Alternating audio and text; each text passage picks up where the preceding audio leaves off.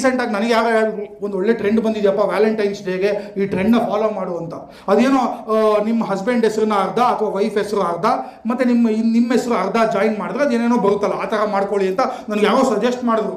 ನೋಡಪ್ಪ, Virat plus Anushka Virushka, Deepika plus Ranveer Deep ವೀರ್, ಈ ಥರ ನೀನೇನಾದ್ರು ಮಾಡ್ಕೊ ಅಂತ ಹೇಳಿದ್ರು.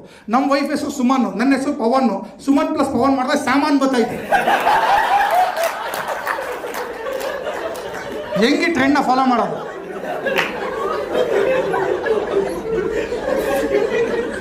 ಅಲ್ಲ, ಸುಮನ್ ಪ್ಲಸ್ ಪವನ್ ಸಾಮಾನ್ ಬಂದರೆ ಓಕೆ ಗೋ, ಬಟ್ ಇನ್ನೂ ಕೆಲವರು ಕಪಲ್ಸ್ ಇರ್ತಾರೆ, ಅವ್ರ ಗತಿ ನೆನೆಸ್ಕೊಂಡ್ರೆ ತುಂಬ ಭಯ ಆಗ್ತಾ ಇದೆ ನನಗೆ. ಶರತ್ ಪ್ಲಸ್ ತಾರಾ ಏನು ಮಾಡಬೇಕು? ತಿಲಕ್ ಪ್ಲಸ್ ಕವಿತಾ ಏನು ಮಾಡಬೇಕು?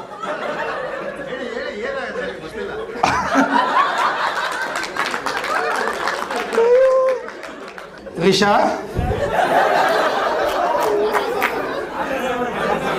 ಹೆಂಗಪ್ಪ ಹೇಳಲ್ವ ಇದನ್ನ? ಅದು ಇನ್ನೂ ಒರಿಜಿನಲ್ ಮಾಡ್ತಾ ಇತ್ತಲ್ಲ. ಆಟ ಸಾಮಾನ್ ಬಗ್ಗೆ ಮಾತಾಡ್ತಾ ಇರೋದು ನಾವು ಅಷ್ಟೇ.